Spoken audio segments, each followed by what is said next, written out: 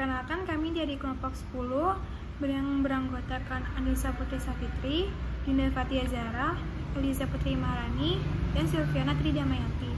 Di sini kami akan membahas mengenai evaluasi dan strategis plan. Evaluasi program adalah pengukuran sistematis dari hasil proyek, program, atau kampanye berdasarkan sejauh mana tujuan yang dinyatakan tercapai. Pada bagian ini, kita akan melihat berbagai aspek penelitian evaluatif, apa, kapan, dan yang paling penting bagaimana untuk mengevaluasi. Yang pertama itu ada what to evaluate, atau apa yang harus dievaluasi. Menurut Kathy Delahaye-Payne, seorang ahli penelitian evaluasi mencatat bahwa masa depan PR terletak pada pengembangan hubungan dan masa depan pengukuran terletak pada analisis akurat dari hubungan tersebut. Kunci untuk membuat evaluasi program apapun adalah menetapkan kriteria yang tepat untuk menilai apa yang efektif. Rencana penelitian ini mempertimbangkan beberapa masalah. Kriteria yang harus digunakan untuk mengukur keberhasilan, waktu evaluasi, dan cara-cara khusus untuk mengukur setiap tingkat tujuan seperti kesadaran, penerimaan, dan tindakan. Dalam what to evaluate ini terdapat design question. Saat Anda merancang program yang efektif untuk penelitian evaluasi, tanyakan pada diri Anda pertanyaan-pertanyaan berikut. Yang pertama, pada kriteria apa program harus dinilai? Informasi apa yang diperlukan untuk membuat penilaian? Standar akurasi dan reliabilitas apa yang diperlukan untuk asesmen ini? Selanjutnya, fokuskan perhatian pada sumber informasi yang dibutuhkan. Siapa yang memiliki informasi ini? Bagaimana informasi ini dapat diperoleh dari mereka? Dan yang terakhir, pertimbangkan bagaimana informasi akan digunakan. Siapa yang akan menerima evaluasi akhir dan apa yang akan dilakukan dengan informasi tersebut? Seberapa bersedia dan mampukah para pembuat keputusan untuk menerima evaluasi yang tidak terlalu positif? Selain para pembuat keputusan, siapa lagi yang tertarik pada evaluasi? Selanjutnya ada evaluating kriteria.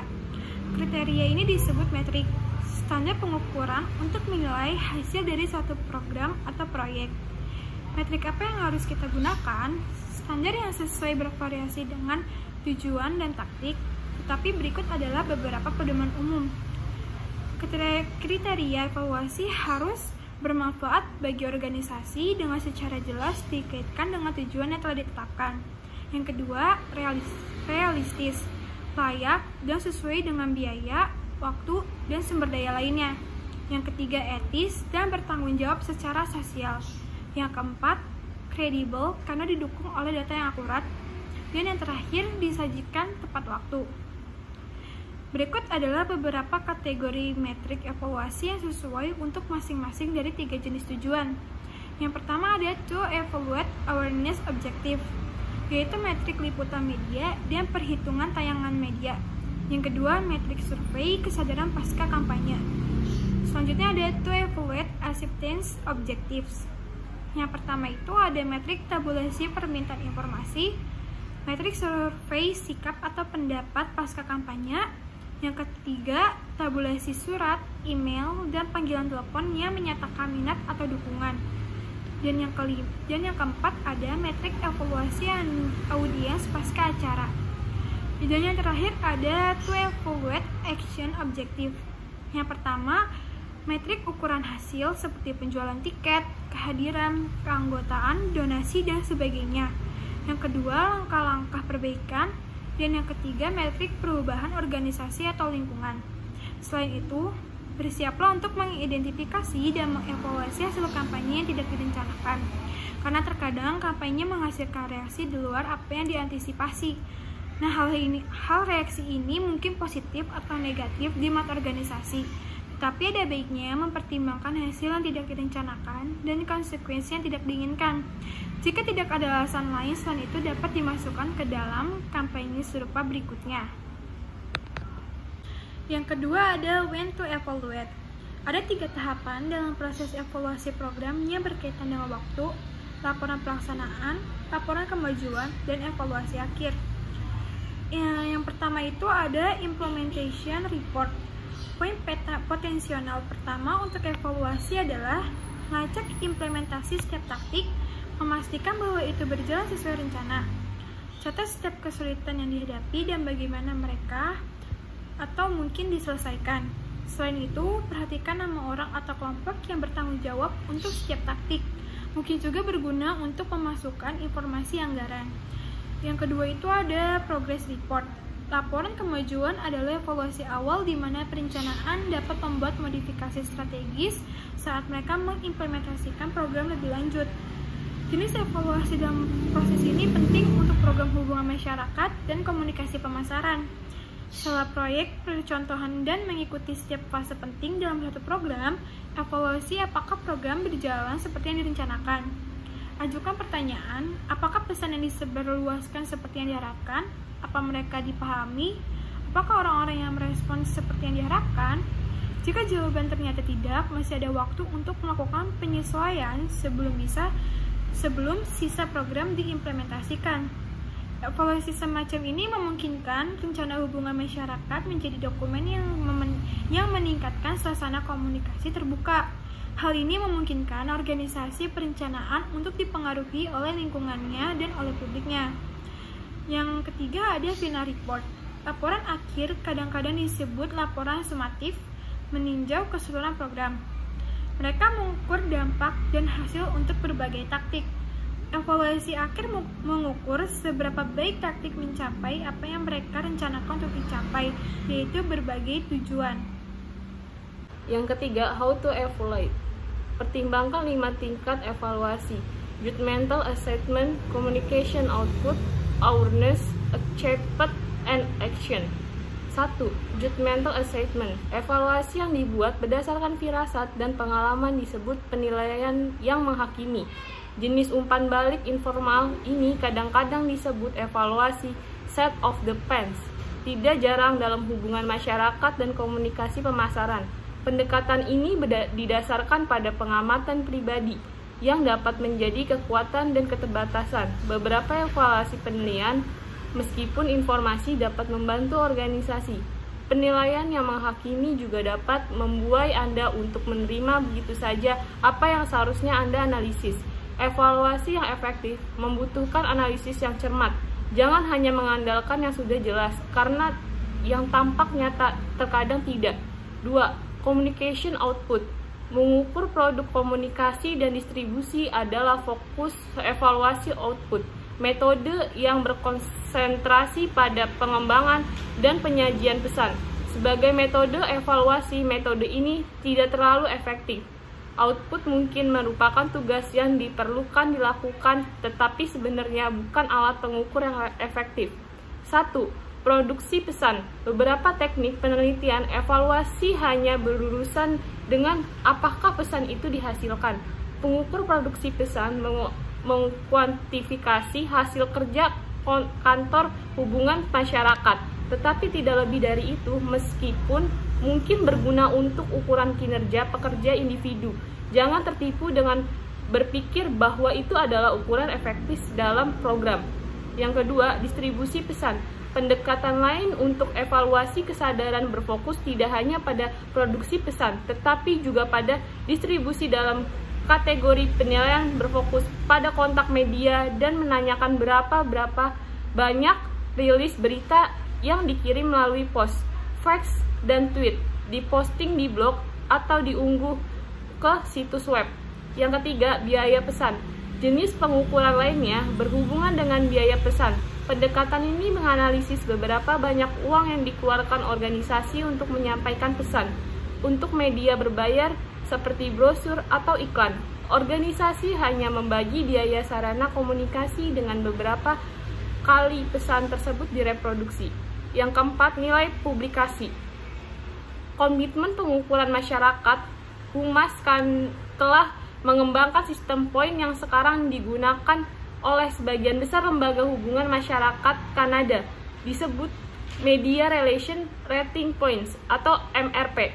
Ini adalah standar untuk mengevaluasi dan melaporkan liputan media editorial untuk inisiatif hubungan masyarakat atau MRP, dimaksud untuk membantu praktisi dan kalian memahami nilai kreatif dari berbagai taktik hubungan masyarakat, menggunakan software memahami nilai relatif dari berbagai taktik hubungan masyarakat, menggunakan software permilik, MRP penghasilan poin persentase berdasarkan perhitungan yang mencakup jumlah total artikel atau laporan, penelusuran atau tayangan total, anggaran, dan dana. Selanjutnya keempat itu research design. Pertanyaan tentang kapan mengevaluasi mengarah ke aspek terkait desain penelitian, bagaimana struktur evaluasi dalam kaitannya dengan standar pengukuran. 1. After only study. Desain penelitian yang paling sederhana adalah penelitian after only, yang umum dalam PR justru karena kesederhanaannya, menerapkan taktik, mengukur dampaknya, dan taktik menyebabkan dampak. Pendekatan ini dapat sesuai dengan tujuan tindakan yang mengukur respon audiens, seperti kehadiran, kontribusi, pembelian, dan reaksi lain yang mudah diukur. Namun, pendekatan after only tidak sesuai untuk setiap situasi. Kelemahannya adalah kesederhanaannya karena desain ini mengabaikan hubungan sebab akibat yang mungkin tidak akurat. Pendekatan after only tidak membuktikan bahwa taktik menyebabkan tingkat kesadaran atau penerima yang diamati, hanya bahwanya hasilnya terjadi setelah taktik. Yang kedua, before and after study. Format lain untuk penelitian evaluasi adalah penelitian sebelum dan sesudah. Juga disebut study present post test. Model ini melibatkan pengamatan sebelum program, hubungan masyarakat implementasi. Observasi awal memberikan tolak ukur atau baseline untuk membandingkan studi yang akan dilakukan kemudian. Perbedaan akan menunjukkan perubahan positif atau negatif yang diciptakan oleh pesan kampanye baru. Penelitian sebelum dan sesudah yang paling sederhana melibatkan 3 tahap. Yang pertama yaitu mengamati dan mengukur publik. Yang kedua, memaparkan publik pada taktik hubungan masyarakat. Dan yang ketiga, mengukur kembali publik. Perubahan apapun dalam kesederhanaan, penerima atau tindakan publik memungkinkan besar dapat dikaitkan dengan taktik tersebut. Salah satu tantangan untuk penelitian evaluatif adalah memilah taktik hubungan masyarakat yang efektif dari kekuatan luar yang tidak terkait. Yang ketiga, yaitu controller before after study. Sebuah study controller before dan after melibatkan 2 kelompok sampel yang diambil dari publik kunci yang sama. Proses ini memiliki 4 elemen. Yang pertama yaitu mengamati dan mengukur setiap kelompok. Yang kedua, mengekspos satu kelompok untuk sebuah taktik, tetapi tidak mengekspos kelompok kontrol. Yang ketiga, mengukur keuntungan masing-masing kelompok. Dan yang keempat, membandingkan hasil masing-masing kelompok. Sekelompok kontrol cenderung tetap tidak berubah, sementara setiap perubahan yang dicatat pada kelompok yang terpapar mungkin dapat dikaitkan dengan paparan taktik hubungan masyarakat. Perbedaan utama antara kedua kelompok. Ingatlah bahwa desain penelitian selalu merupakan trade-off.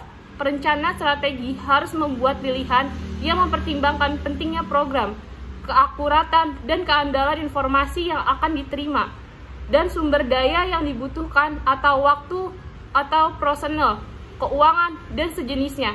Mereka juga melibatkan gambaran keseluruhan, tidak berfokus pada setiap taktik secara terpisah, tetapi pada bagaimana berbagai taktik bersama-sama telah mencapai tujuan mereka. Yang ketiga yaitu how to evaluate. Pertimbangkan 5 tingkat evaluasi. Yang pertama yaitu judgmental assessment. Yang kedua, communication output. Yang ketiga, awareness achievement. Selanjutnya keempat itu research design. Pertanyaan tentang kapan mengevaluasi mengarah ke aspek terkait desain penelitian, bagaimana struktur evaluasi dalam kaitannya dengan standar pengukuran. 1.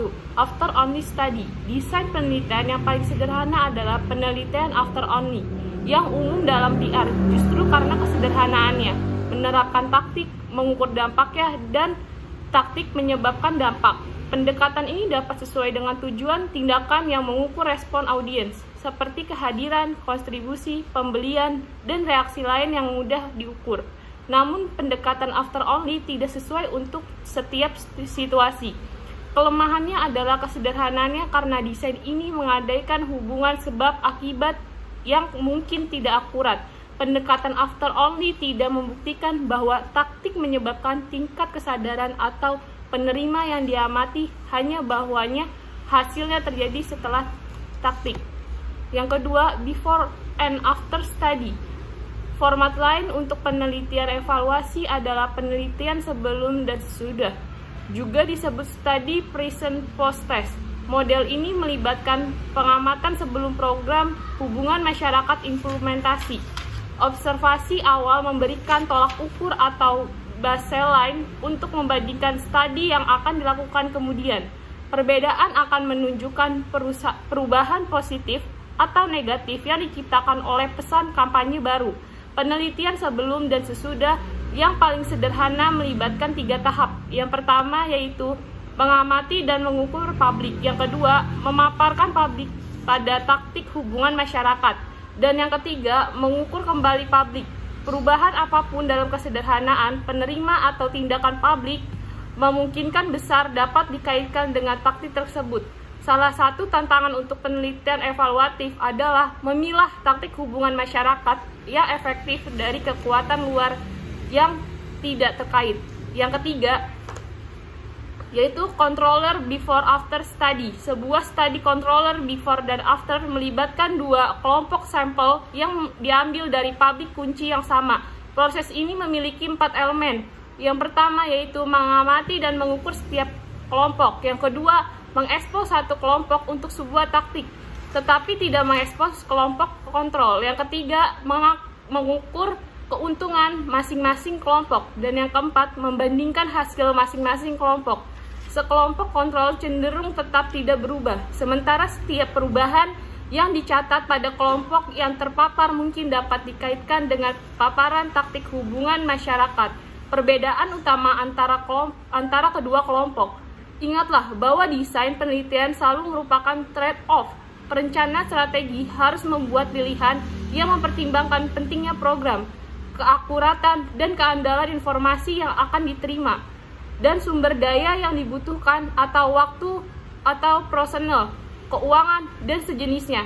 Mereka juga melibatkan gambaran keseluruhan, tidak berfokus pada setiap taktik secara terpisah, tetapi pada bagaimana berbagai taktik bersama-sama telah mencapai tujuan mereka. Sebelumnya sudah dijelaskan mengenai yang pertama ada judgmental assessment, yang kedua ada communication output. Nah, sekarang yang ketiga ada awareness objective atau tujuan kesadaran, yakni metode terkait evaluasi yang terfokus pada dokumentasi kegiatan komunikasi. Hal ini penting untuk menunjukkan efektivitas dalam mencapai kesadaran, sikap, dan tujuan dari tindakan yang ditetapkan. Awareness evaluation ini berfokus pada isi pesan. Hal ini mempertimbangkan seberapa banyak orang yang memahami pesan, seberapa mudah pesan itu dipahami, dan seberapa banyak pesan yang diingat. Hal ini menyangkut pemaparan pesan, isi pesan, ukuran keterbacaan, dan penarikan pesan kembali. Dan ini ada 4 macam. Yang pertama ada message exposure atau penjelasan pesan. Dalam mengukur message exposure, biasanya fokus pada jumlah orang yang mendapat pesan. Langkah berbasis tujuan ini dilihat bukan hanya soal distribusi, namun juga perhatian audiens. Misalnya, tim evaluator menggunakan matriks untuk melihat media exposure dengan menanyakan jumlah audiens, menghitung jumlah rilis berita yang didistribusikan, berapa banyak laporan siaran yang dihasilkan dari rilis, dan sebagainya. Beberapa perusahaan humas biasanya melacak hal ini, dan sampel yang diambil biasanya dari sebuah iklan, begitu. Yang kedua, ada message content atau isi pesan. Evaluasi ini berfokus pada analisis isi pesan, dan ini sangatlah penting ya. Apakah data yang diberikan positif atau justru salah? Apakah informasinya sudah usang? Lalu terkait dengan kebenaran data, dan sebagainya. Jangan lupa untuk memasukkan metode ini dengan fokus dalam program evaluasi kamu. Yang ketiga ada readability measures atau ukuran kemampuan bacaan. Untuk mengevaluasi awareness berhubungan dengan seberapa mudah pesan untuk dipahami. Lalu bagaimanakah caranya? Yaitu dengan menganalisis publik yang akan dituju, kemudian analisis itu kemudian melibatkan penilaian tingkat membaca mereka. Biasanya diterjemahkan ke dalam tingkat pendidikan yang dicapai oleh audiens. Sebagai contoh, program komputer dalam menganalisis data, bahwa Microsoft Word menghitung 17,2 kata per kalimat dalam suatu bacaan dan menghitung skor keterbacaan. Kemudian yang keempat ada message recall atau pengambilan pesan. Nah, hal ini biasanya melibatkan teknik dari penelitian periklanan. Contoh, terdapat beberapa orang yang dihadapkan sebuah berita. Kemudian mereka diwawancarai untuk menceritakan apa yang mereka ingat dari berita itu. Evaluasi ini bertujuan untuk meningkatkan pemahaman klien, meningkatkan kesadaran akan produk konsumen baru yang diproduksi oleh klien, melacak penyebaran pesan, mencatat potensi audiens, menganalisis isi pesan, dan mensurvei pelanggan dalam perusahaan. Selanjutnya, yang keempat di sini ada acceptance objectives. Di sini terdapat dua pendekatan umum untuk mengukurnya. Yang pertama ada audience feedback. Langkah evaluasi dengan menghitung dan menganalisis reaksi penonton seperti berapa jumlah klik pada halaman web, jumlah panggilan telepon dan surat, ataupun jumlah permintaan informasi tambahan. Feedback semacam ini dapat menjadi ukuran yang efektif dari informasi dan minat para audiens. Begitu. Yang kedua ada benchmark study. Berikut ada 4 matriks evaluasi yang mungkin. Yang pertama, bandingkan angka retensi dari sebelum dan sesudah taktik diterapkan. Yang kedua, rekam komentar yang diberikan kepada Departemen SDM perusahaan. Yang ketiga, minta masukan dari manajer dan supervisor. Yang keempat, survei karyawan tentang sikapnya. Tujuannya untuk meningkatkan sikap karyawan yang baik terhadap perusahaan, meningkatkan penegasan karyawan tentang kebutuhan perusahaan dalam rencana mengubah tunjangan karyawan, seperti itu tujuannya. Yang kelima, ada action objectives. Terdapat 3 pendekatan untuk penelitian evaluasi yang melibatkan, pertama, audience participation atau partisipasi penonton. Data audiens yang aktif menanggapi pesan umumnya mudah diperoleh. Namun, data ini efektif jika sesuai dengan tujuan yang diinginkan. Misalnya, pada acara konser, pameran, kompetisi atletik, acara penggalangan dana, dan lain sebagainya. Data ini berguna sebagai ukuran efektivitas publisitas dan promosi acara. Namun, data kehadiran audiens ini juga dapat disalahgunakan. Jadi, butuh kehati-hatian untuk menafsirkan data ini. Yang kedua ada direct observation atau observasi langsung. Contohnya, kasus yang membutuhkan pendekatan ini yaitu evaluasi penggunaan sabuk pengaman. Salah satu caranya dengan menempatkan pengamat di gardu tol jalan raya dan meminta mencatat jumlah pengemudi dan penumpang yang mengenakan sabuk pengaman saat melewati gardu tol. Nah, ini sudah otomatis harus dilakukan secara langsung observasinya. Yang ketiga ada relative media effectiveness. Metode terakhir yakni berkaitan dengan perilaku yang dihasilkan oleh media tertentu dibanding yang lain. Misalnya, apakah orang memilih kandidat karena acara debat di televisi atau karena iklan di internet? Nah, Humas harus mampu menganalisis data pertimbangan seperti ini. Seringkali perusahaan sulit untuk memilah dampak dari media atau taktik tertentu. Tapi inilah contoh bagaimana suatu perusahaan mampu membuat perbandingan.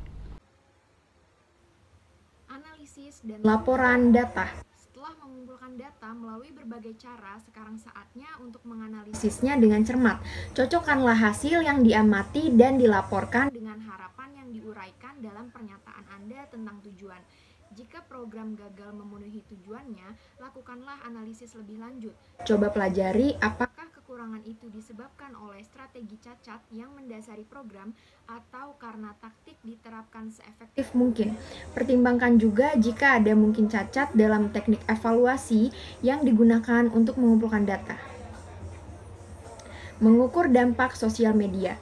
Ketika praktisi PR semakin menggunakan media sosial sebagai bagian dari campuran media mereka, pertanyaan akhirnya beralih ke masalah metodologi dan metrik. Bagaimana kita bisa mengevaluasi dampak media sosial? Ini tidak mudah, tetapi perlu mengukur efektivitasnya. Salah satu pendekatan berfokus pada keterlibatan pengguna web. Berikut adalah beberapa langkah tanpa biaya atau biaya rendah yang dapat dilakukan organisasi untuk mengukur efektivitas situs web dan media sosial lainnya. Yang pertama, gunakan Google Analytics atau perangkat pelacak pengunjung lainnya. Yang kedua, minta pengunjung mendaftar untuk akses penuh ke situs. Yang ketiga, hubungkan blog melalui situs web Anda dan kumpulkan nama dan kontak email dari mereka yang meninggalkan komentar. Yang keempat, posting polling di situs web Anda dan lihat berapa banyak pembaca yang merespon. Tinjau perangkat dan komentar posting Anda di situs seperti YouTube atau Flickr. Yang kelima, ada tulis e-book, torrent, atau sumber informasi lainnya dan sediakan secara gratis berdasarkan permintaan. Saat menulis laporan, perhatikan bagaimana hasil diukur, diskusikanlah sejauh mana mereka mencapai tujuan, dan catat pentingnya pencapaian ini atau kekurangannya. Terakhir, buat rekomendasi yang jelas terkait erat dengan data. Evaluasi utama, hubungan masyarakat bernilai bertambah. Sebagai besar, hubungan evaluasi masyarakat dan program komunikasi strategis lainnya berfokus pada tujuan dan taktik. Apa yang kita lakukan, apa yang kita capai untuk melakukannya, seberapa efektif hal ini dalam mencapai apa yang kita mulai lakukan. Pertanyaan-pertanyaan ini sangat penting, tapi ada pertanyaan lain yang sama pentingnya untuk dijawab. Apa yang dilakukan Humas sebagai organisasi secara keseluruhan? Ini berkaitan dengan program yang direncanakan secara keseluruhan, dari komunikasi proaktif dan reaktif yang meninggalkan hubungan antara organisasi dengan publiknya. Metrik hubungan masyarakat. Don Bartolomeo dari Catrum Public Relation telah memperkenalkan hierarki untuk metrik hubungan masyarakat.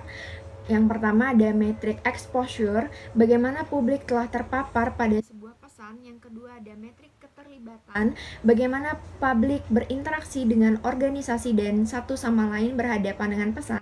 Yang ketiga ada metrik pengaruh, sejauh mana paparan pesan dan keterlibatan berdampak pada persepsi dan sikap publik.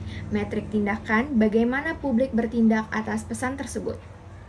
Contoh metrik untuk kategori pengaruh mencakup perubahan terukur dalam kesadaran atau sikap asosiasi merek dan pertimbangan pembelian. Game changer untuk evaluasi hubungan masyarakat. Praktisi hubungan masyarakat dari seluruh dunia bertemu di Spanyol pada tahun 2010. Misi mereka adalah untuk mengartikulasikan standar dan pendekatan umum untuk mengukur dan mengevaluasi hubungan masyarakat. Deklarasi Barcelona tentang prinsip pengukuran yang muncul dari diskusi ini mencakup 7 prinsip. Yang pertama ada sasaran. Penting untuk menetapkan dan mengelola penetapan tujuan pengukuran dalam proses kuantitatif dan holistik. Yang kedua ada kuantitas dan kualitas. Daripada mengukur penempatan media, evaluasi harus mempertimbangkan kualitas liputan media termasuk nada, kredibilitas, relevansi, penyampaian pesan, juru bicara, dan keunggulan dalam media. Yang ketiga ada kesetaraan iklan. Pendekatan ini mengukur biaya ruang media dan ditolak sebagai konsep untuk menempatkan nilai pada hubungan masyarakat. Demikian juga penggandaan dimaksudkan untuk menyajikan formula untuk biaya media sebagai faktor nilai kehumasan tidak boleh diterapkan. Yang ketiga ada media sosial. Tidak ada metrik tunggal atau mengukur media sosial, tetapi program evaluasi harus dikembangkan untuk penggunaan media sosial oleh organisasi. Yang kelima, ada hasil. Lebih penting untuk mengukur efek pada hasil, termasuk kesadaran, pemahaman, sikap, dan perilaku, daripada keluaran. Pengukuran membutuhkan kuantitas dan kualitas. Yang keenam ada hasil. Pengukuran harus difokuskan pada hasil bisnis atau organisasi dan dampak aktivitas hubungan masyarakat pada intinya. Yang ketujuh ada metode pengukuran harus transparan dan dapat diulang. Beberapa pengamat menyebutkan deklarasi Barcelona sebagai pengubah permainan untuk hubungan masyarakat. Mereka bersemangat untuk membayangkan pengguna program evaluasi yang terencana dengan baik dalam tiap rencana komunikasi strategis.